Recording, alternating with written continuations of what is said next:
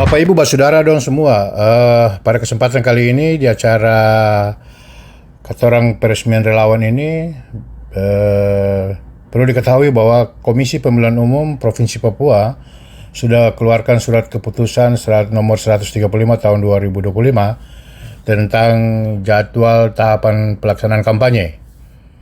Jadi pada kesempatan ini kita mau sosialisasi. Ada 9 poin tentang jadwal tahapan kampanye yang sudah bisa dilakukan dari tanggal 4 Juni sampai tanggal 2 Agustus. Jadi sudah boleh dilaksanakan kampanye. Nah, 9 poin yang menjadi tahapan kampanye itu apa saja?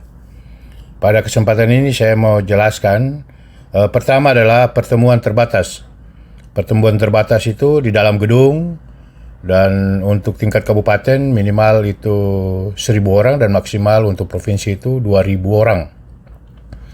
Lalu yang kedua yaitu pertemuan tatap muka.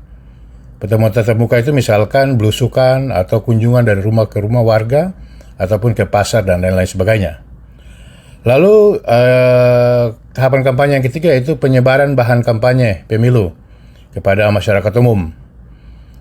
Kalau yang keempat yaitu pemasangan alat peraga kampanye di tempat umum. Jadi pemasangan alat peraga kampanye di tempat umum itu kayak spanduk, baliho. Lalu yang kelima yaitu kampanye media sosial. Nah, ini diatur juga dalam PKPU nomor 2 tahun 2024 tentang pilkada, pemilihan gubernur. Itu 20 akun yang harus didaftarkan ke KPU dan tembusannya ke Bawaslu Papua. Lalu yang keenam, kampanye yang keenam yaitu iklan media massa. Jadi bisa memasang iklan di media massa, media cetak, massa elektronik, dan internet. Lalu yang ketujuh, rapat umum atau kampanye akbar. Nah, ini dilaksanakan mulai 14 Juli 2025 sampai dengan 2 Agustus 2025. Lalu yang ke-8, kampanye yang ke-8 yaitu debat pasangan calon. Bicara tentang materi kampanye pasangan calon, visi misi, dan lain sebagainya. Lalu yang ke-9, kegiatan kampanye yang 9 itu kegiatan lain yang tidak melanggar larangan kampanye pemilu.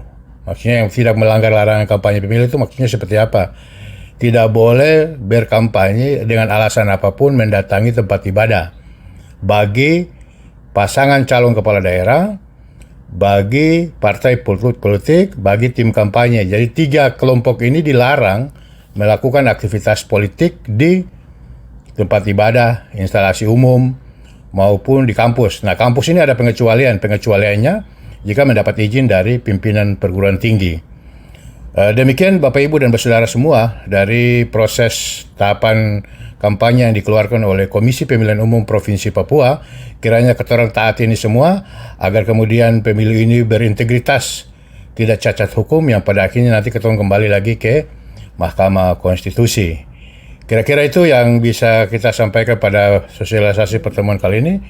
Terima kasih atas kesediaan waktu untuk mendengarkan, dan selanjutnya kita akan masuk pada tahapan-tahapan kampanye yang diisi dengan edukasi, penyampaian visi misi, dan ajakan yang positif untuk memilih pasangan nomor urut 1 BTM CK.